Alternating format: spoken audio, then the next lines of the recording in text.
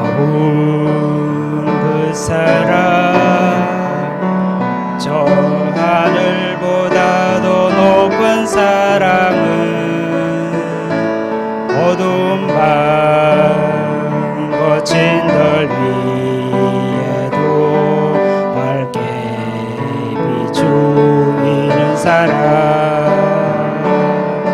저 바람 저 구름 흘러가도 언제나 내 곁엔 주님, 날 위해 죽으신 그 사랑을 전하고 싶어라.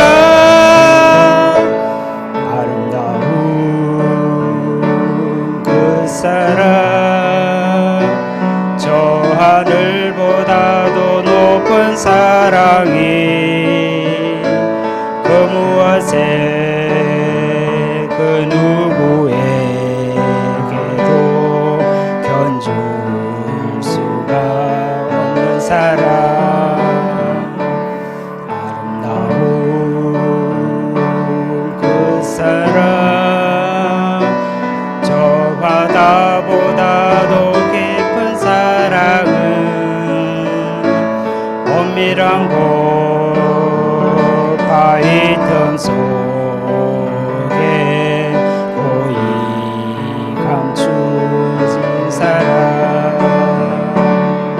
저 파도 저 물결 몰아쳐도 그 위에 계신 주님, 날 위해 베푸신 그 손길을 전하고 싶어라. 아름다운 그 사랑, 저 바다보다도 깊은 사랑이 나 이제는 당신만을 영원히 사랑할래요.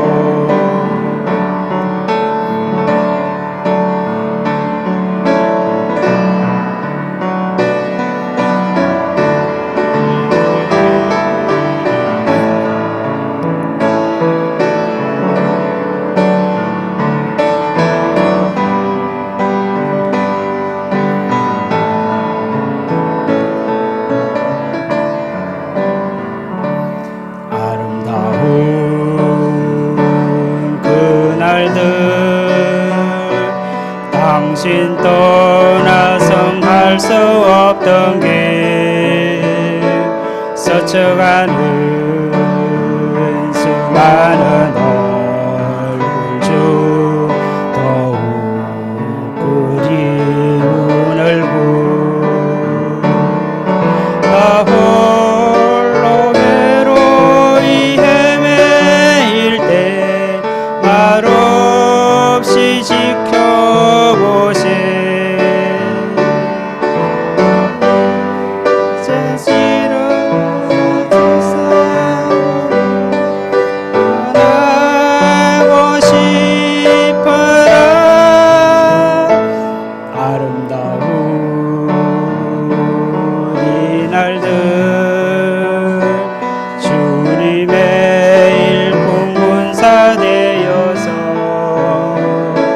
남은 생명 당신 위하여 영원히 섬겨갈래요.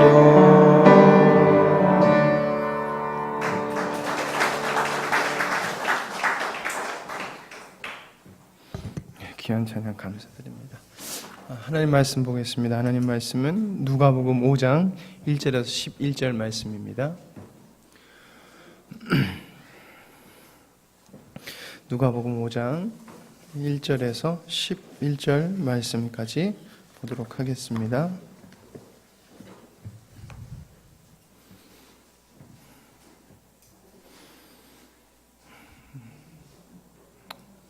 누가복음 5장 1절에서 11절까지 보도록 하겠습니다. 다 찾은 줄 알고 교독하도록 하겠습니다. 무리가 몰려와서 하나님의 말씀을 들을새 예수는 게네사렛 호숫가에 서서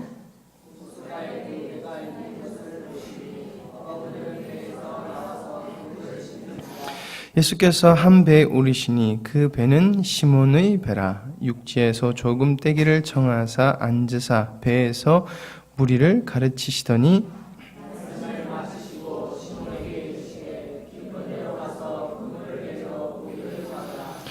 시몬이 대답하여 이르되 선생님 우리들이 밤이 새도록 수고하였으되 잡는 것이 없지만은 말씀에 의지하여 내가 그물을 내리리다 하고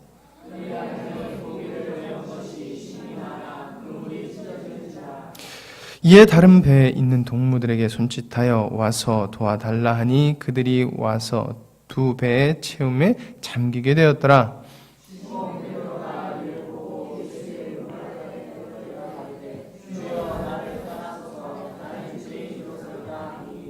이는 자기 및 자기와 함께 있는 모든 사람이 고기 잡힌 것으로 말미암아 놀라고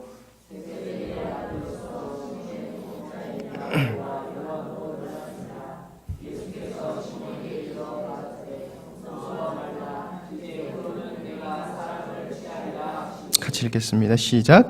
그들이 배들을 육지에 대고 모든 것을 버려두고 예수를 따르니라. 아멘. 아멘. 오늘 말씀의 제목은 부르심이라는 제목을 가지고 함께 나눠보도록 하겠습니다. 이번 감기가 정말 독한 것 같습니다. 감기 조심하시길 바랍니다. 보니까 이렇게 다들 수고하시고 막 그러신 것 같아서 콜록콜록 거리시는 분들이 몇 되시는 것 같습니다. 감기 조심하시길. 감기가 걸리고 이 자리에 있으면 굉장히 부들부들 떨려요. 그래가지고 목도 막히고 어지럽고 그런데 주님 인도해 주시리라 믿습니다. 우리 모두는 하나님의 경륜, 하나님의 구원의 소망을 이루려고 부르심을 받은 자들입니다. 그런 부르심을 받은 자를 우리는 그리스도인이라고 부릅니다. 부르심을 받은 그리스도인은 하나님의 일을 이루어 나가는 사명자입니다. 사명자. 우리는 계속 사명자 하면은 목사님, 전도사님, 강도사님, 사모님 이 정도로 이렇게 축약을 하거나 아니면 그분들의 몫이라고 생각하지만 아닙니다. 부르심을 받은 모든 자는 사명자입니다. 그래서 우리가 교회에서 봉사를 하고 그리고 헌신하고 무엇을 하는 것은 다 그 사명자의 직분을 감당하는 것입니다. 월요일날 제가 목사 임직을 받았지만은 집사님들이 수고하지 않으셨다 그러면 전 밥 그렇게 할 수 없습니다. 그렇게 채워드릴 수도 없습니다. 저 혼자 교회 예배당 다 꾸밀 수 없습니다. 집사님들이 도와주셨습니다. 교회 일이니까 맞지만은 여러분들이 사명자에게 그 사명자의 마음이 여러분들을 움직여서 그런 귀한 일들 그리고 섬기는 일들 하나님의 일이 진행되어 나가는 것을 여러분들이 이루어 나가셨다는 것입니다. 여러분들은 사명자이십니다. 사명자란 그리스도인이란 그리스도께서 그리스도가 부른 자들이라는 것은 하나님께 목적을 두는 사람을 말하는 것입니다. 그 인생의 목표는 오로지 하나님이 되어야 될 줄 믿습니다. 제가 어제 우리 중고등 친구들이랑 그런 이야기를 했습니다. 참 목적 없이 살아가는 사람 보면 참 그 사람 별 볼 일 없어 보이고 참 사람이 한심해 보이더라. 근데 부르심을 받은 우리 그리스도인이 하나님께 소망을 두지 않고 하나님께 목적을 두지 않으면은 세상 사람들이 봤을 땐 모르지만 하나님이 봤을 땐 그리고 그 영혼을 봤을 땐 한심한 영혼이 되고 말 것입니다. 왜냐하면 자기가 어떤 존재인지 전혀 모르기 때문입니다.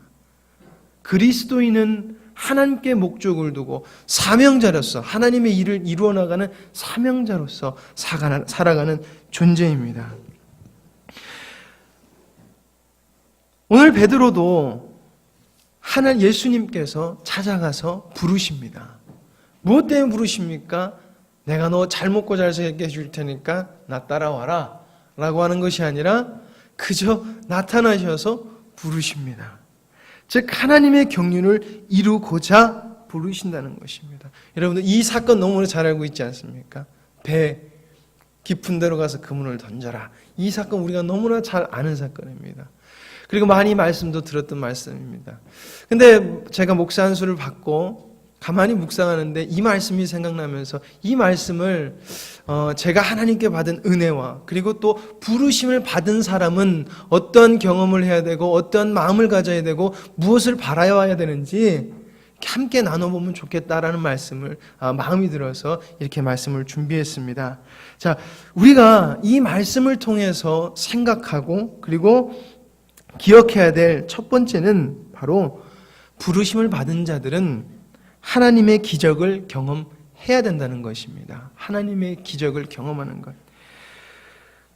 여러분, 우리가 상식적으로 기적이라는 말을 쓸 때는 상식적으로 생각할 수 없는 일, 기이한 일들이 이루어졌을 때, 그러니까 말도 안 되는 일이 이루어졌을 때 우리는 기적이 일어났다고 말을 합니다.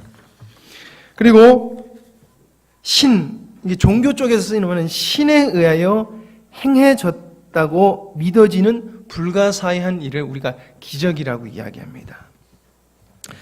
우리는 이러한 것들을 기적이라고 이야기합니다. 그렇지만 여기서 나온 이 말이 기적의 뜻, 기적의 단어의 뜻은 맞지만 그리스도인에게 기적이란 개념, 특히 우리가 십자가의 도의 삶을 살아야 되겠다라는 사람들의 이 기적이란 개념은 이런 개념이 되어야 될 것 같습니다. 나는 주님의 경륜을 위하여 부르심을 받은 존재이다. 근데 나는 하나님의 경륜을 이룰 수 있는 그 어떤 바른, 옳은 행위도 할 수 없고 아는 것도 없다. 그러나 나를 버리고 주님을 주인으로 모심으로 말미암아 하나님이 원하시는 것을 이룰 수 있다. 지금 제가 말씀드린 바로 이것이 우리에게 기적이 되어야 된다는 것입니다. 왜? 할 수 없는 것인데 할 수 있게 되니까. 인간으로서는 절대 할 수 없지만 가능하니까 바로 이것이 우리의 삶의 기적이 되어야 된다는 것입니다. 내가 기도했는데 옆 사람이 갑자기 벌떡 일어나서 미라클 막 이러잖아요.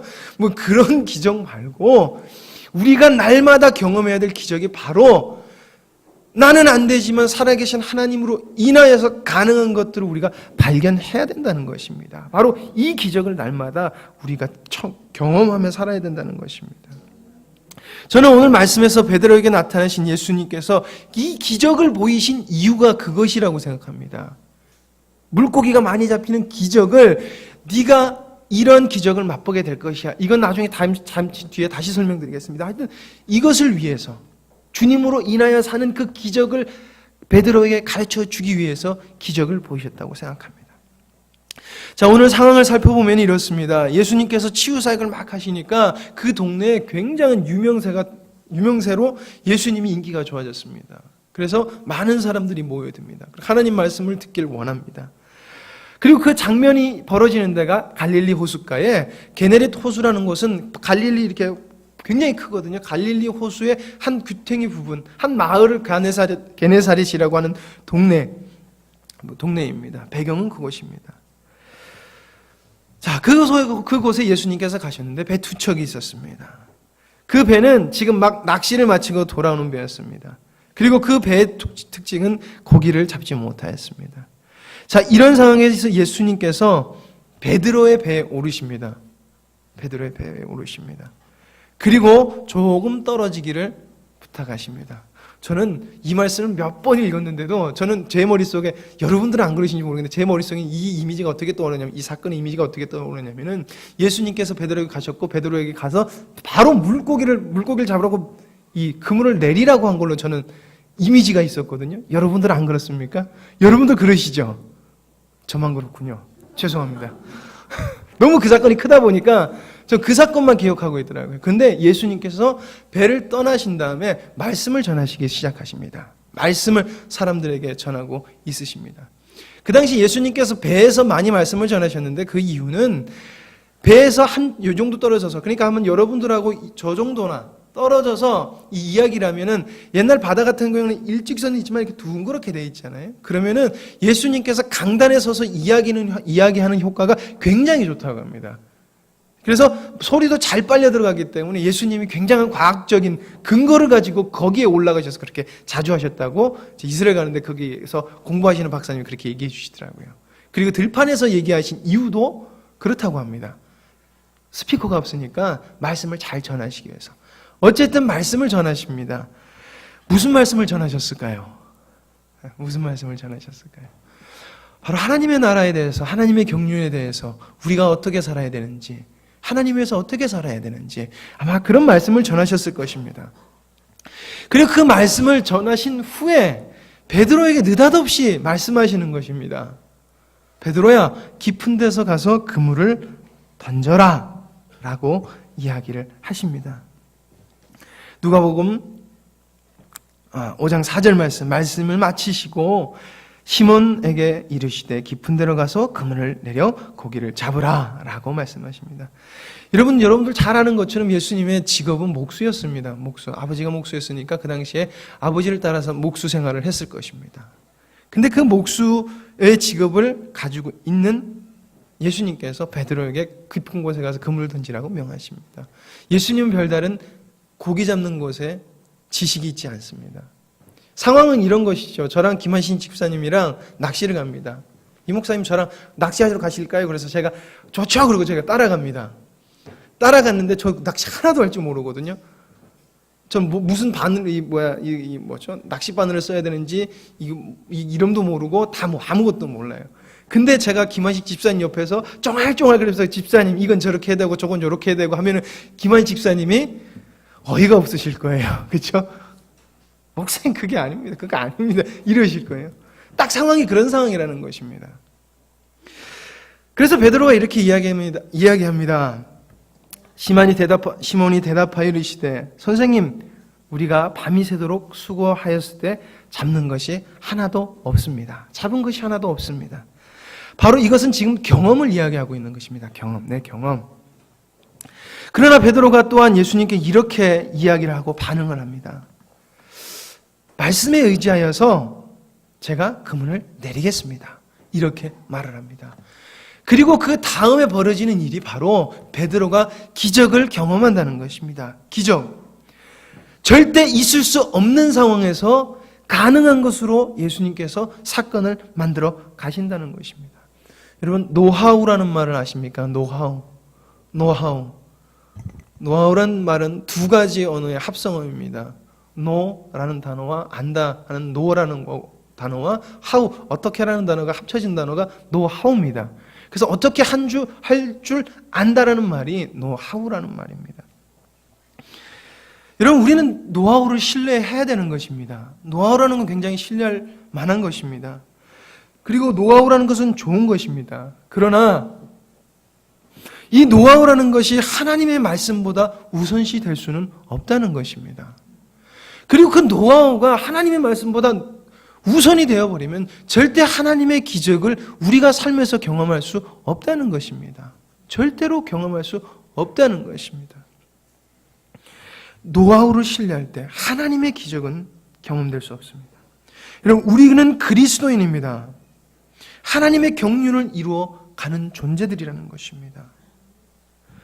그렇다면 우리는 하나님의 기적, 즉 하나님의 일을 할 수 없으나 하나님께서 친히 이루시는 그 기적을 우리는 경험해야 되는데 그것은 바로 우리가 노하우를 내려놓고 주님의 말씀을 의지하는 것입니다. 우리는 살면서 여러분들 날마다 기적을 경험해야 됩니다. 그 기적은 일상생활일 수도 있습니다. 그렇게 놀라운 게 아닐 수도 있습니다. 그러나 그 기적은 깊은 것입니다. 왜? 내가 죽어지는 것이고 주님께서 드러나는 것이기 때문입니다. 우린 이러한 기적을 날마다 경험해야 될 줄 믿습니다. 두 번째로는 순종을 해야 된다는 것입니다. 순종. 여러분, 순종의 뜻이 무엇입니까? 순순히 따른다는 뜻을 가지고 있습니다. 순순히 따른다, 순순히. 우리가 순종이라는 걸 생각할 때 이런 마음으로 순종해야 될 것입니다. 첫 번째는 이루어질 줄 믿고 순종해야 될 것입니다. 우리가 하나님의 경륜을 이루어가고 하나님의 뜻을 이루어감에 있어서 하나님이 나에게 주신 그 마음, 아니면 주님께서 말씀하신 그 마음은 반드시 이루어진다 라는 그 믿음을 가지고 우리는 순종해야 될 것입니다. 그리고 그 정반대로 이루어지지 않더라도 우리는 순종해야 될 것입니다. 다니엘이, 오늘 우리 주일학교 친구들이랑 나눴는데, 다니엘의 세 친구 사드락과 메삭과 아벳느고가 풀무불에 들어갈 때 우리는 당신의 말을 들을 수 없습니다. 하나님께서 우리를 구원하실 것입니다. 근데 이런 확신이 있었지만은 그들은 어떻게 인정했냐면, 만약이라도 그리하지 아니하실지라도 우리는 당신에게 절할 수 없습니다라는 그 믿음, 그 순종이 바로 우리가 가져야 될 순종이라는 것입니다. 이루어질 줄 믿지만은 그 믿음이 배신당하는 것처럼 보이는 그 순간에도 나는 믿겠습니다. 그것이 우리 부르심을 받은 자들이, 그리스도인이 가져야 될 순종이라는 것입니다. 우리는 순종하면은 무조건 내가 원하는 것이 이루어지는 것, 주님의 일이 이루어지는 것 있잖아요. 내가 내 의로 주님의 일이 이루어지기를 원하는 것도 내가 원하는 거고 내 이익을 위한 거잖아요, 여러분들. 그런 이익을, 순종의 그런 결과물을 기대해서는 안 됩니다. 그리스도인에게 순종이란 주님이 말씀하셨으니 순순히 순종하는 것입니다. 순순히. 그래야지 아름다운 열매가 맺어지는 것입니다. 오늘 말씀에 베드로가 이렇게 이야기합니다. 말씀에 의지하여. 근데 이 말씀이 저는 조금 이렇게 번역본 보고 이게 잘 감이 오지 않습니다. 그러니까 순순히 순종했다는 의미보다 믿는다는 말의 내포가 굉장히 강하잖아요. 그래서 믿습니다라는 건데 순종이라는 그 개념으로 이것을 이렇게 해석할 때, 이 말을 볼 때 원어하고 공동 번역하고 영어 성경책을 보면은 미리 안다는 것보다 이런 식으로 번역을 하고 있습니다. 당신이 말씀하시니까 내가 하겠습니다. 이렇게 해석을 해놓고 있습니다. 의지한다는, 뭔가를 의지한다는 말을 사용하지 않고 있어요. 그렇지만 우리 한국 성경은 그것을 내포해서, 그 믿음을 내포해서 적었기 때문에 의지하여라는 말을 번역했지만은 원어와 또 공동 번역과 영어 성경에 보면은 당신이 말씀하시니 그렇게 하겠습니다라는 순순한 순종이 들어가 있다는 것입니다. 순종. 즉 나의 노하우가 있지만 당신이 말씀하니까 순순히 따르겠습니다. 당신이 말씀하시니까 순순히 따르겠습니다. 지금 베드로가 고백하는 것은 바로 조금 전에 이야기했던 그렇게 될 줄 믿습니다. 그리고 그렇게 안 되더라도 내가 내립니다. 왜? 당신이 말씀하시니까 내리겠습니다. 이렇게 순종하는 것입니다. 자, 이렇게 순종했을 때 어떤 일이 벌어집니까? 네, 기적이 일어나는 것입니다. 기적, 바로 이런 기적. 하나님, 오늘 말씀에 보면은 물고기를 많이 잡게 해주시잖아요. 물고기를 많이 잡게 해주시는데, 이것은 성경은 어떤 것을 암시할 때 한 사건에 한 일을 부여합니다. 그것은 바로 나중에 네가 사람을 낚는 업으로 사람을 취하리라 부르셨잖아요. 그렇죠? 나의 뜻을 따라서 나의 말을 순종했을 때 너는 이렇게 사람을 낚는 업으로서 열매를 거둘 것이다라는 것을 예수님께서는 암시하고 있다는 것입니다.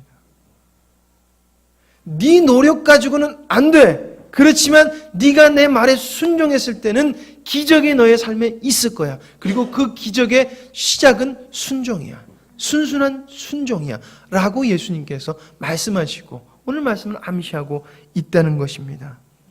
순종하면 잘 산다? 아닙니다. 어떤 분이 그랬다면 한 목사님께 가서 목사님 말씀 들었더니 제가 망했습니다. 그래서 그 목사님이 그랬습니다.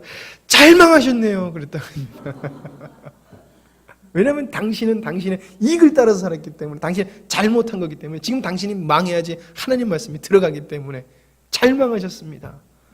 다 내려놓고 다시 순종하세요.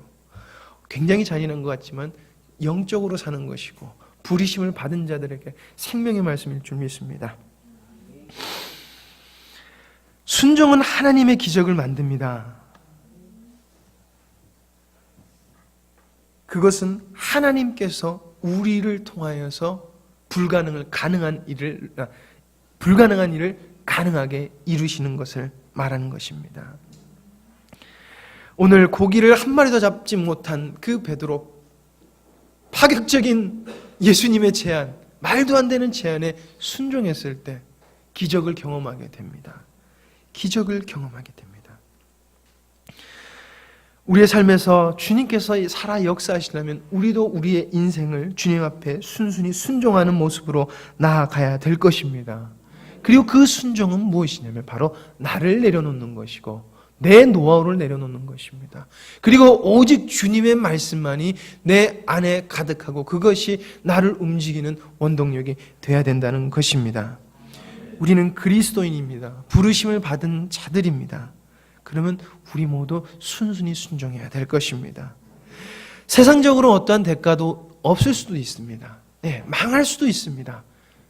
그러나 우리는 순종해야 될 것입니다.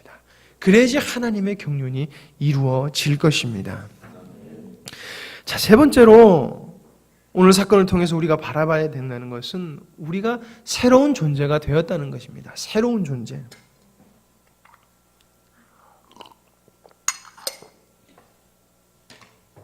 저는 그리스도인들이 바른 신앙생활을 하지 못함의 참 큰 원인은 자기를 사랑하는 것이라고 목사님께서 말하는 거에 동의하는데 또한 그 모습이 왜 나오냐면은 결국에는 자신의 존재가 그런 존재라는 것을 인식하지 않고 살려고 한다는 것입니다. 존재라는 것이 변하잖아요. 우리가 예수님 그리스도를 믿음으로 새로운 존재로 거듭나잖아요. 그렇죠? 근데 그 존재를 인식도 하지 않고 그 존재가 너무 부담스러우니까 계속 나를 사랑함이 앞선다고 저는 생각합니다. 자, 오늘 말씀을 보면은 저자가 누가인데 누가는 시몬과 베드로라는 이 이름을 이 사건에서 같이 쓰고 있다는 겁니다. 시몬 그러다가 8절에서 시몬 베드로가라고 이렇게 사용을 하고 있다는 겁니다. 시몬 베드로. 이렇게 결합돼서 사용하는 것은 여러분 복음서 그리고 사도행전에서만 사용하고 있습니다. 복음서와 사도행전.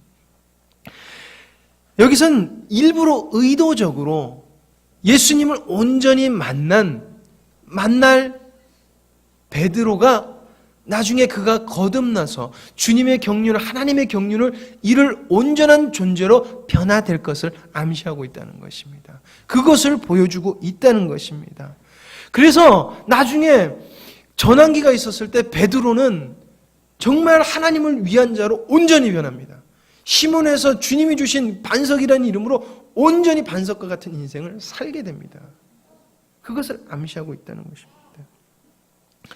즉 이름을 바꾸면서 목표가 바뀌었습니다. 베드로는.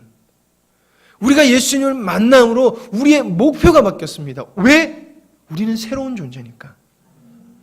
우리가 그런 존재라는 것입니다. 부르심을 받은 자, 그리스도의 인생이 변화되어야 됩니다. 새로운 존재가 되어야 됩니다. 그 존재는 지금까지 나를 위해서 열심히 살아가는 존재가 하나님만을 위해서 살아가고 하나님이 원하시는 것을 순종하면서 살아가는 하나님을 위한 삶을 사는 존재로 변한다는 것입니다. 예수님을 구주로 만난 사람, 즉 부르심을 받은 사람은 하나님의 자녀가 되었습니다. 오늘 예수님을 만나서 기적을 경험한 베드로에게 예수님께서 이렇게 말씀하십니다. 예수께서 시몬에게 이르시되 무서워하지 말라. 이제 후로는 내가 사람을 취하리라 하시니. 즉 이제는 너는 새로운 존재다. 너는 지금까지 너의 목적과 너의 배를 채우기 위해서 물고기를 낚았지만은 이제는 나를 위해서 사람을 낚는 하나님의 일을 이루는 존재가 될 것이다 라고 말씀하고 있다는 것입니다. 그리고 지금 이 말씀을 우리에게도 하고 있다는 것입니다. 너희는 나의 뜻을 이룰 존재다. 부르심을 받은 자들이다. 사명자들이다. 변화된 존재들이다 라고 말씀하고 있다는 것입니다. 예수님의 이 말씀을 들은 베드로와 그 형제들은 배와 그물을 버려두고 예수님을 따릅니다.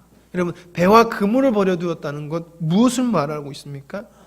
자신을 내려놓았다는 것, 그리고 자기가 할 수 있는 모든 방법을 내려놓았다는 것을 암시하고 있는 것입니다. 주님 내려놓겠습니다. 이 말하면은 다 그렇게 받아듣죠. 직장 때려치고 다 교회 올라와서 살아야 된다. 정말 이렇게 전하시는 분들도 있어서 참 무서운데, 이거를 말하고 있는 것이 아닙니다. 인간의 방법과 인간의 노력과 나를 내려놓고 예수님께 들어오는 것을 말하는 것입니다. 우리는 새로운 삶을 살아야 될 줄 믿습니다. 오늘 사건은 예수님께서 제자로 부르시는 사건을 말하고 있는 것입니다. 그리고 예수님이 원하시는 제자는 바로 자기를 부인하는 새 사람으로 거듭난 새 사람을 입는 자를 주님은 기뻐하십니다. 그런 존재로가 나다. 우리의 목표가 그런 그 새로운 자로 거듭난 자의 목표로 섰을 때, 주님께 순종했을 때 정말 새 사람, 주님의 경륜을 이루는, 주님이 원하시는 자로 살아갈 수 있을 것입니다.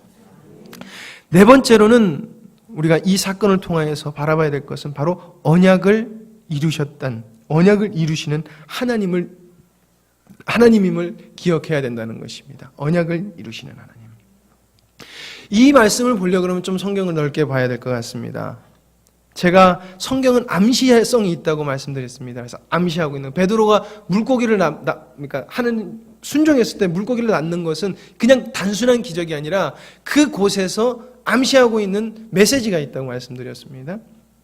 근데 왜 하필이면 왜 예수님께서 고기 낚는 그 사건을 했을까라는 것에 대해서는 답을 드렸습니다.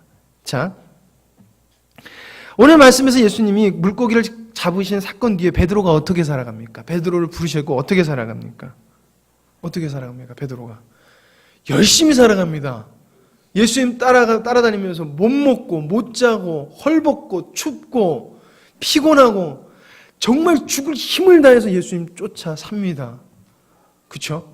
쫓아 삽니다. 아주 인간으로 열심히 살아갑니다. 최선을 다해서 살아갑니다. 열정과 노력을 베드로만큼 한 사람은 없습니다. 정말 열심히 살아갑니다. 그러나 그런 베드로가 어떻게 되어집니까? 어떻게 되어집니까? 예수님을 배반합니다. 몇 번이나요? 3번이나 배반하고 맙니다. 여러분, 베드로는 그냥 베드로가 아닙니다. 나중에 예수님이 찾아왔을 때 사랑하는 제자 베드로, 사랑하는 제자라고 이야기하고 있습니다. 요한도 사랑했지만 베드로도 엄청 사랑하셨습니다.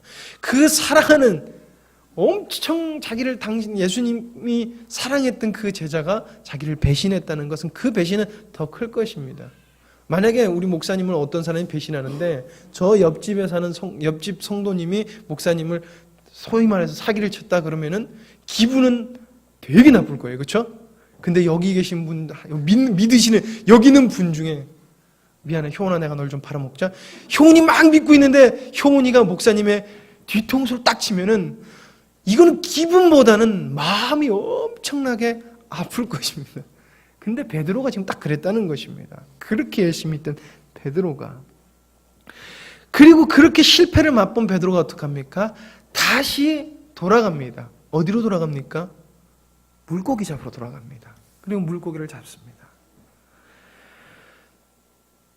그리고 그렇게 물고기를 잡고 살아가려고 하는 그 베드로에게 예수님께서 다시 나타나십니다. 다시 나타나셔서 베드로에게 다가가십니다.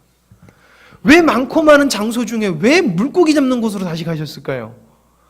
그렇잖아요. 베드로의 집에 가서, 야, 내가 말대로 내가 살아났다. 내가 용서해 줄 테니까 이젠 진짜 내 말 좀 잘 듣고 살아봐. 너 내려놓고 살아봐. 이렇게 하셨어도 되잖아요. 그렇죠? 그래도 충분할 텐데 왜 물고기 잡는 곳으로 가셨을까? 이제 이미지가 떠오르시죠? 예. 그날도 베드로가 물고기를 잡으려고 그물을 내리지만 허탕을 칩니다. 어떤 사람이 다가와서 이야기합니다. 얘들아, 고기 많이 잡았냐? 잡지 못했습니다. 우리가 열심히 노력했는데 잡지 못했습니다. 그래? 그럼 반대편으로 한번 그물 내려봐. 그래서 아무 생각 없이 그물을 반대편으로 딱 내렸을 때 내리자마자 놀라운 일이 벌어집니다. 여러분 또 잘 아시죠? 어떻게 됩니까? 물고기가 어마어마하게 잡힙니다.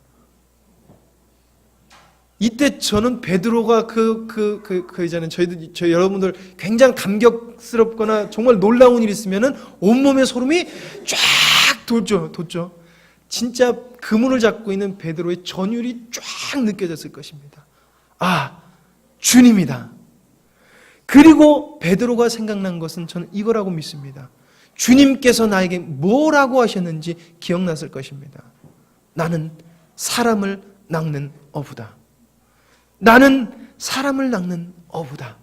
지금까지 내가 나의 힘으로 했지만은 그것이 아니라 주님으로 해야 됨을 그때 깨닫고 베드로의 인생이 바뀌었을 것입니다. 참 재밌죠? 물고기를 잡는 사람을 불렀다가 나중에 물고기를 잡는 그 사건으로 다시금, 그래서 성경이 그래서 재밌다고 하는 것입니다. 오늘 사모님께서 제가 목사 안수를 받는데 제가 굉장히 말씀 피우고 살 때, 그리고 목사님 말씀도 잘 안 듣고, 그리고 불만이 항상 늘 가득하여서 살 때 하나님께서 기도해 주실 사모님을 통해서 막 울면서, 사모님 항상 여기 나오셔서 울면서 기도하셨을 때 하나님께서 약속해 주신 게 걱정하지 마라, 내 종으로 쓰겠다라고 벌써 한 17년, 15년, 16년 됐죠, 어머니? 예.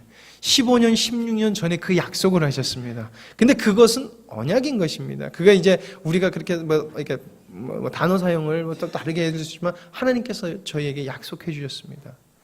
그리고 저희들이 이제 목사 안수를 할 때 참 가족의 기쁜 일이잖아요. 그랬더니 사모님은 제가 목사가 된 거, 저렇게 말도 안 듣고 그랬던 애가 목사님 목사가 되니까 참 감사하다 그러는데, 목사님이 그래서 그 말씀을 하시더라고요. 하나님이 이루셨네, 그 말씀을 하시더라고요. 하나님이 이루셨네 라는 말씀을 하시더라고요. 저도 잊고 있었어요. 근데 그 말을 듣는데 참 감사하다라는 말이 다시금 떠오르더라고요. 주님께서는 십몇 년 전에 저에게 약속을 하셨습니다. 근데 제가 들은 건 아니지, 저희 사모님께서 듣고 나중에 가르쳐 주신 거예요, 그것도. 근데 그 일을 이루셨다는 것입니다. 왜 이루셨냐면 하나님의 뜻을 위해서, 하나님의 경륜을 위해서 부르셨고, 하나님은 언약을 지키셨다는 것입니다.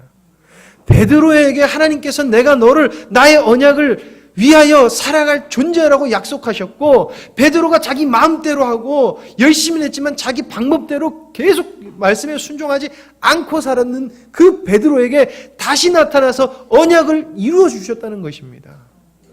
우린 그런 언약을 이루시는 하나님을 발견해야 된다는 것입니다. 그리고 하나님은 언약을 반드시 이루신다는 것을 여러분들 기억해야 된다는 것입니다. 여러분, 우리가 실패하는 것 같이 보이지만 하나님의 언약은 절대 실패하지 않습니다.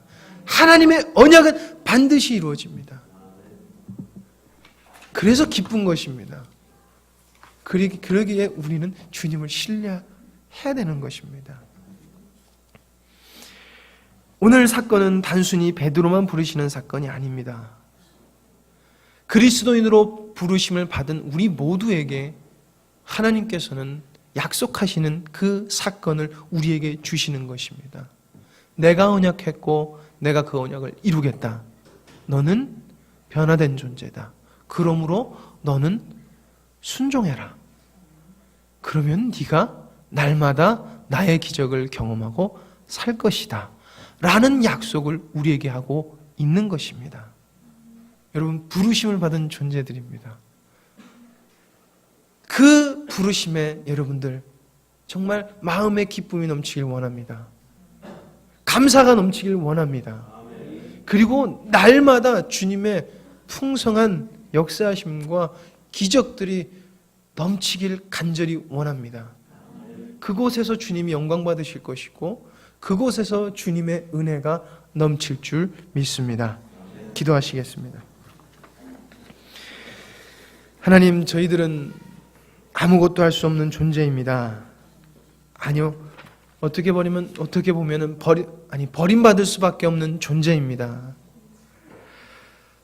그런 저희를 부르시고 언약을 주시고 이루시겠다 약속하시며, 그리고 약속하신 뒤에 하나님 새 사람으로 인치시고 순종하면 모든 기적을 보여주시고 이루어주심을 주님 약속해 주신 주님 감사합니다.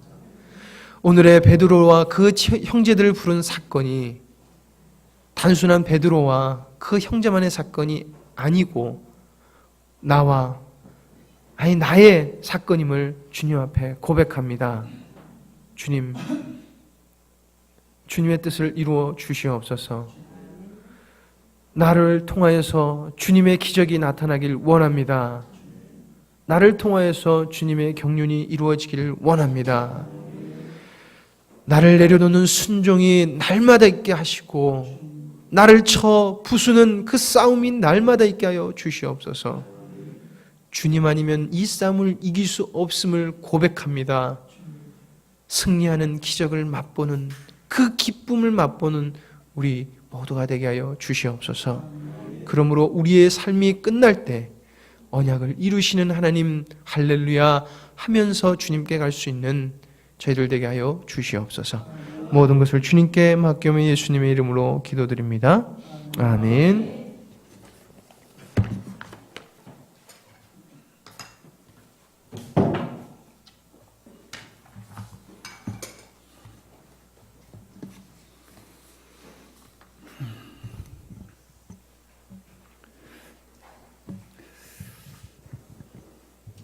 베드로가 새 이름을 받았던 것과 같이 야곱은 이스라엘이라는 이름을 받았고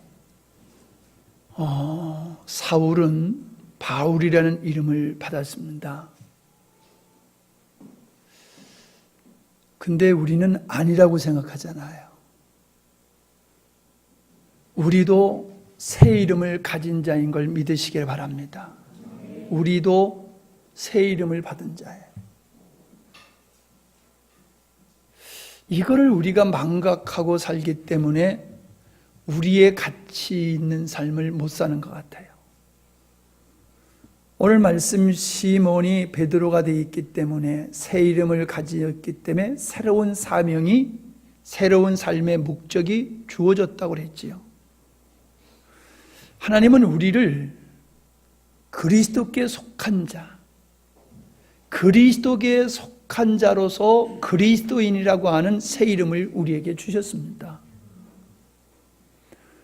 그리스도인이라고 하면은 예수 믿다 천국 가는 존재가 아니라 새로운 신분이 주어졌기 때문에 새로운 신분에 의한, 여기 봐요, 새로운 신분에 의한 새로운 사명이 부여됐다라고 하는 것. 저는 여기 앉아 계신 우리 성도님들이 이것 때문에 고민했으면 좋겠습니다. 저는 그런 생각을 해봤어요. 베드로가 예수님을 안 만났으면은 그냥 별 걱정 없이 그냥 고기 잡아서 시장에 내다 팔아서 돈 벌어가지고 자기가 원하는 삶을 그냥 평범하게 그렇게 살아갔을 거예요. 그렇죠? 네, 그냥 평범하게 그렇게 살다가 죽었을 거예요. 근데 베드로가 예수님을 만남으로 말미암아 그의 인생이 바뀌어졌잖아요. 그리고 그의 고민은 자기를 베드로로 만들어주신 하나님, 사람을 낚는 어부로 만들어주신 그런 자로 부르신 그분 앞에서 나를 사명자로 세워주신 그 사명을 감당하기 위해서 얼마나 많은 고난을 겪었겠으며 결국에는 십자가를 거꾸로 지는 순교를 당하겠습니까? 여러분, 이건 베드로의 얘기가 아니고 성경에서 예수님을 만난 모든 사람들의 이야기입니다. 그리고 우리 얘기가 돼야 됩니다. 그냥 우리는 예수님 믿고 그냥 착하게 살아가고 그냥 예수님 잘 믿었더니 하나님이 우리에게 복을 주셔가지고 다른 사람보다도 그냥 잘 되는 삶을 살고 보장된 삶을 살아가는 것이 예수님 믿는 거고, 그러다 죽으면 천국 가는 것으로 생각하는 것이 고작인 것 같아요. 근데 성경을 가만히 보십시오. 예수님을 만난 사람들은 절대로 그런 삶을 살지 않았습니다. 소위 말해서 예수님을 만난 사람들은 그 인생이 개벽을 해버렸어요. 천지개벽. 천지개벽이 아니라 마음속에 개벽이 일어난 거예요. 그래서 자기를 위해서 평범하게 고기를 잡으며 살 수밖에 없었던 그저 평범한 사람이 예수님을 만나니까는 새로운 신분과 새로운 사명과 새로운 삶의 목적이 주어지고 그것을 위해서 그는 평범하게 살 수가 없었던 거예요. 이게 예수 믿는 사람의 삶이에요. 우리는 평범하게 살아갈 수가 없어요. 날 봐요. 예수 믿는 사람은요, 평범하게 살아갈 수가 없어요. 아까 그랬죠? 근데 확실히 목사가 되니까 설교가 달라지네, 수준이. 예, 이게 목사 안수를 받긴 받아야 되겠어요. 예. 나도 늘 궁금했던 게 뭐냐 하면은 예수님이 복음을 전했다고 그러는데, 아니, 우리는 복음이신 예수님을 전하지만 예수님은 무슨 복음을 전했을까? 늘 그게 궁금해요. 예수님은 뭔 설교를 하셨을까? 근데 분명한 거는요, 베드로가 예수님의 말씀을 들으면서 그는 자기의 길을 버렸다는 거예요.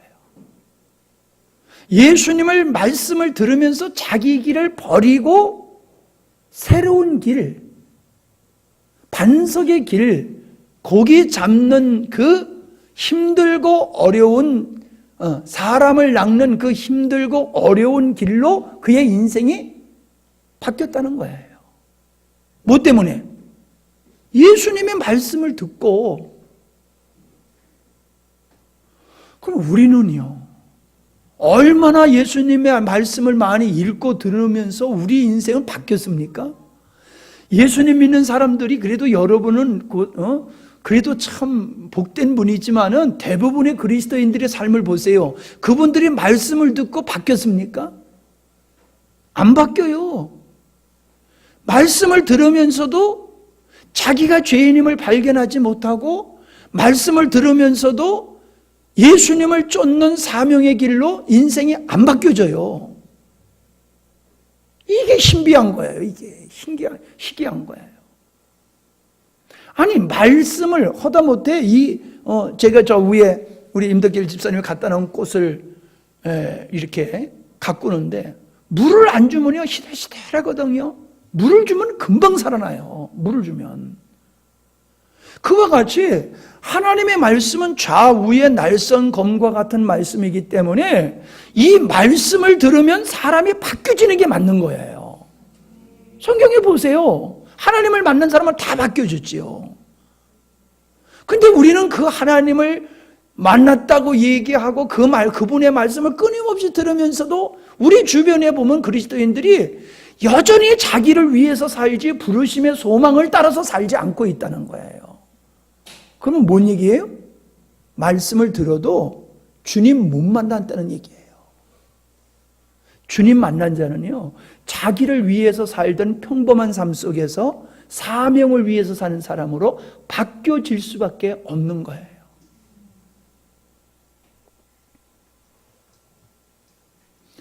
십자가의 복음을 수없이 들어도 나를 쳐서 십자가로 넘겨버리고 오직 주님만을 의지하고 주님으로 말미암아 사는 삶으로 바뀌어지지 않는다라고 하면은, 이건 십자가의 복음은 알고 있을지 모르지만 십자가에 달리신 예수님과 부활하신 예수님을 만난 경험이 없는 거예요.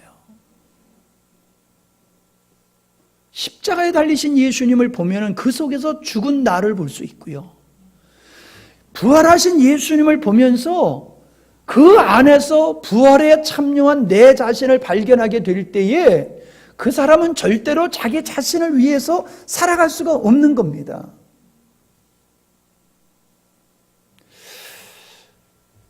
제가 우리 진도리교회 강영기 목사님의 말씀을 많은 분들이 듣고 은혜를 입고, 또 얼마 전에는 김성수 목사님의 혜성과 같이 나타나셔서 전하신 그분의 말씀을 많은 사람들이 듣고 감동을 받고 그런 걸 제가 봤습니다. 그런데 야, 십자가의 복음이 맞아, 복된 거야, 이렇게 동의를 했다고 해서 내가 그 십자가의 복음의 사람이 된 것은 아니라는 거예요. 절대로 아니에요. 귀신도 예수님이 하나님의 아들인 것은 알았지만은 전혀 예수님과 상관없는 삶을 살았어요. 십자가의 복음이 사람을 변화시키는 것은 틀림이 없지만은 분명한 것은 내가 정말로 그 십자가의 복음을 귀가 아닌 가슴으로 내가 경험을 했냐는 거예요. 경험을. 예수님의 말씀과 예수님의 말씀에 순종을 해가지고 고기를 낚는 경험을 통해서 베드로가 와, 나는 죄인이네, 어떻게 이걸 깨달을 수 있을까? 나는 그게 신기해요. 베드로는 주님의 말씀에 순종함을 통해서 발견한 것이 고기 잡는 게 아니라 그는 자기가 죄인임을 발견했다는 거예요. 이게 놀라운 사실이에요. 이대로 살면 난 망하는구나. 이대로 고기나 잡아가지고 편안히 나 자신만을 위해서 먹고 살게 되어지면은 나는 정말 망할 수밖에 없는 존재로구나. 내가 여기서 벗어나야 되겠구나. 그래서 배와 그물을 버려버리고 주님을 쫓는 길로 일어났잖아요.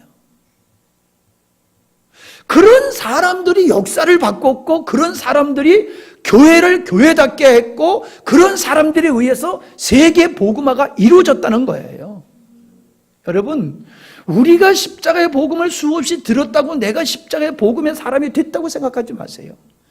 여러분이 완전히 주님께 매이고 그분에게 사로잡혀가지고 주의 사랑의 강권하심을 따라서 바울이 살았던 것과 같이 우리는 주님께 매여서 예수님께 콕 꿰어가지고 십자가에 거꾸로 매달리는 자리까지 갔던 이 베드로와 같이, 바울과 같이 우리가 그렇게 살아갈 때에 우리를 통해서 이 땅에 복음이 전파되어지는 거고, 그러한 자들을 통해서 하나님의 경륜이 이루어지는 거예요. 왜요? 목사님이 또 2부 설교를 하니까는 아이고 또 하시네, 지금 그러고 계십니까? 여러분은 잘못 만났어요, 목사를. 네. 잘못 만난 거예요.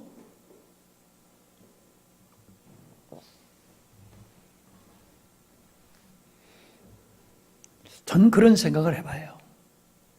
자, 우리가 사명을 위해서 산다고 해서 밥 세 끼 안 먹습니까? 아파트에서 살던 사람이 아파트 팔아버리고 초가 상칸으로 들어가야 되는 겁니까? 아니지요. 똑같습니다. 우리가 주를 위해서 산다고 해서 우리 삶이 바꿔질 거 하나도 없습니다. 맞지요? 맞지요? 그런데 나의 삶을 위해서 내 삶을 사용한다라고 했을 때에는 그건 차원이 다른 거예요. 주님을 위해서도 내가 나를 위해서 사는 사람이나 주를 위해서 살 때의 삶이나 동일한 거예요. 동일한 거예요. 예수 믿는 사람이 있기 때문에 하루에 밥 2끼 먹는 건 아니잖아요. 자동차 타지 말고 자전거 타고 다녀야 되는 것도 아니잖아요. 똑같은 거예요. 그러나 사명을 위해서 사는 삶은 그 가치가 달라지는 거예요. 나를 위한 삶을 그냥 사는 것이냐, 사명을 위해서 사는 것이냐, 사는 건 똑같지만은 삶이 달라요. 달라요, 분명히. 그런 목적으로 우리 성령이가 공부를 하면은, 성령이가 내가 볼 때 우리 노예의 어떤 목사님이냐면은 공도 잘 차. 공도 잘 차고, 목사님 같이 못하는 게 없어. 다 잘해. 컴퓨터 박사야, 컴퓨터 박사. 그래서 컴퓨터 그 회사에서 종사하는 사람이 이분한테 와서 배워. 그렇게 하던 컴퓨터 박사야. 운동 잘해. 운동하면서 난 그 장학금 받으면서 공부했다는 사람 난 처음 봤어요. 이 양반은 운동하면서도 공부를 잘해가지고 장학금을 받았어. 운동 잘하지, 공부 잘하지, 컴퓨터 잘하지, 못하는 게 없어. 근데 내가 널 보니까, 오늘 너 공차는 걸 보니까 그 목사님이 생각이 나더라고. 성렬이는 꼭 우리 저기 창원에 있는 그 어떤 목사님하고 그냥 똑같네. 머리 좋지, 등치 좋지, 컴퓨터 잘할지 안 할지 이제 그건 모르겠어. 하여간에. 그러한 성령이가 주님을 만남으로, 와, 하나님이 주신 능력과 재능을 나를 위해서 쓰면 안 되는 거로구나. 내가 주를 위해서 사용하고 주를 위해서 살아야 되는 거로구나 라고 한다라고 하면요, 차원이 달라지는 거예요. 인생의 차원이 달라지는 거예요. 아니, 가만히 생각해 보세요. 여러분이 여러분 자신을 위해서 사는데 위대한 인물이 될 수 있어요? 절대로 자기 자신을 위해서 사는 사람은 위대한 인물이 안 됩니다. 하나님과 나라, 민족, 이웃을 위해서 살아가는 사람이 위대한 인물이 되는 거예요. 우리 학생들, 일에는 노벨상 타기로 목사님하고 약속을 했는데, 얼마나 열심을 내는지 모르겠어. 나는 우리 자녀들이 다 그런 자녀들이 되기를 바랍니다. 이 시대를 살려낼 수 있는 자녀들로 여러분이 그렇게 고민하면서 기르세요. 이 시대를 살려낼 수 있는 자녀들로. 난 그래요. 내가 이렇게 애타는 마음으로 살아가는 건 나를 위해서 산다라고 하면 나 이렇게 애타게 안 살 것 같아요. 나만을 위해서 산다라고 하면은 내가 무슨 짓을 해도 먹고 살아도 지금보다 더 잘 먹고 살 것 같아. 나는. 근데 내가 왜 이렇게 애타는 마음으로 살아가는가? 왜 애끓는 마음으로 살아가는가? 주를 위해서, 그리고 영혼들을 위해서이기 때문이에요. 제가 영혼을 사랑하는 마음이 없고 주님을 사랑하는 마음이 없으면 이렇게 애타게 살 필요가 없어요. 편안하게 그냥 베드로가 고기 잡으면서 편안하게 살 수 있듯이 나도 얼마든지 그렇게 살아갈 수 있어요. 아니, 나는 그렇게 안 살아도 괜찮아. 우리 사모님이 장사를 잘해가지고 그냥 사모님 덕에 나는 그냥 맨날 돈만 쓰면서 살면 될 것 같아. 나는 그렇게 편히 살 수 있는 이 인생의 길을 버리고 왜 이렇게 마음 졸이고 애타고, 진짜 걱정할 사람은 두 다리 뻗고 자는데 나는 왜 두 다리 못 뻗고 그렇게 애태면서 살아야 되냐 이 말이요. 여러분은 두 다리 뻗고 살아도 나는 두 다리 못 뻗고 살아요. 가지 많은 나무가 뭐가 없다고요? 바람 잘 날이 없어요. 목사님은요, 바람 잘 날이 없어요. 왜? 여러분의 모든 기쁨이 나의 기쁨이야. 여러분의 모든 아픔이 나의 아픔이기 때문에 마음에 바람 잘 날이 없는 거예요. 내가 나를 위해서 산다라면 내가 왜 이런 고생을 하고 이 마음고생을 하고 살아갑니까? 아이고, 올라와서 좀 봉사하는 거 가지고 뭐 좀 했다고 그러지 말아요. 그까짓 건 얼마든지 해도 괜찮아. 마음고생 해봐. 그게 진짜 힘든 거요. 아는 사람은 몇 사람 안 되는가 봐. 아이고, 참. 정말 목회자들이 생각하면 사람들이 그래요. 목회자들 참 쉽다. 일주일에 설교 한 번씩만 딱 하면은, 이야, 얼마나 쉽겠냐. 바꿔서 해보자니까, 바꿔서. 누가 그런 사람 있으면 나하고 한 달만 바꿔서 해봅시다. 에? 자, 정리합시다. 그리고 한번 기도해 봅시다. 우리는 새 이름을 가진 사람입니다. 그것은 새로운 사명이 우리 앞에 놓여 있는 겁니다. 그것이 우리가 바르게 사는 길이에요. 그 길을, 사명을 따라 사는 게 그게 바로 사는 거예요. 잘 먹고 잘 사는 거 가지고 여러분 그거 가지고 잘 산다는 얘기 하지 마세요. 사명을 가지고 사냐 말이에요. 춘훈이가, 성렬이가, 영진이가, 영현이가, 하은이가, 이래가, 혜란이가, 사명을 가지고 사냐 말이야. 사명 때문에 공부를 하냐 이 말이야. 우리 하온이가 26점이 올라갔대요. 와, 예. 24등에 올라갔다고? 24점이 올라간 게 아니라, 난 평균이 24점이 올라갔다는 줄 알았더니 등수가 그렇게 올라갔다는 거야. 아이, 알아도 똑바로 알고 얘기하시지. 괜찮아. 그런 건 얼마든지 틀려도 괜찮아. 중요한 건 올라갔다는 게 중요한 거야. 예. 올라간 걸 내려갔다 이러면 이건 좀 다르지. 예. 그러나 뭐 등수를 얘기하든지 점수를 얘기하든지 그건 그렇게 중요한 게 아니거든. 저는 우리 아이들이 충분하게 이 나라 이 민족을 위한 일꾼이 될 수 있음을 저는 믿습니다. 그걸 우리 부모님들이 도와줘야 돼요. 아멘? 부모님이 도와줘야 돼요. 하여튼 성렬이 이제 토요일 날 빠지면 김 집사님 알아서 해. 예? 엄마를 곤장 친다. 니 빠지면은. 예. 하여튼 설거지 당번 뭐 1년 아니면 몇 달. 예. 화장실 청소. 여러분, 선생님과 목사님은 여러분의 자녀들을 바르게 가르치려고 몸부림치는데 여러분이 협력 안 하면 누가 할 거예요? 여러분이 할 걸 대신해 주는데 여러분이 협력 안 하면 누가 할 거냐고요. 여러분, 학교 안 가는 건 봐줘도 이번에 서울 갔더니 누가 학교를 안 갔대. 왜냐하면 너무 늦게 자다 보니까 너무 늦게 일어나서 엄마도 애도 너무 늦게 일어나가지고 학교를 못 가버렸대요. 그런 건 봐줘도 주일날 예배 빠지는 건 절대로 용납하면 안 됩니다. 아멘. 난 이건 아멘 받아내야 돼. 다른 건 아멘 안 해도 이건 받아내야 돼. 주일날 예배 빠지는 건 여러분 용납하면 안 됩니다. 학교는 혹 빠질 수 있어도 예배 빠지는 거를 용납하면 안 돼요. 그렇게 길러놓으면은 자기 길을 걸어갑니다. 하나님의 사람으로 쓰임 받습니다. 하나님의 영광을 드러내는 인물 될 줄로 믿습니다. 그런 확신이 없이 어떻게 우리가 예수 믿어요? 그런 확신을 가지고 해야죠. 자, 우리 함께 한번 통성으로 기도하는 시간을 가져봅니다. 주님, 우리에게 거룩한 그리스도인이라고 하는 새로운 이름을 주셨습니다. 이 새로운 이름 앞에는 새로운 사명이 주어진 것을 이제 부여잡고 살게 해 주시옵소서. 새로운 이름 앞에 부어진 새로운 사명, 그것이 우리의 삶의 목적이 되게 하시고 우리 삶이 되게 하여 주시옵소서.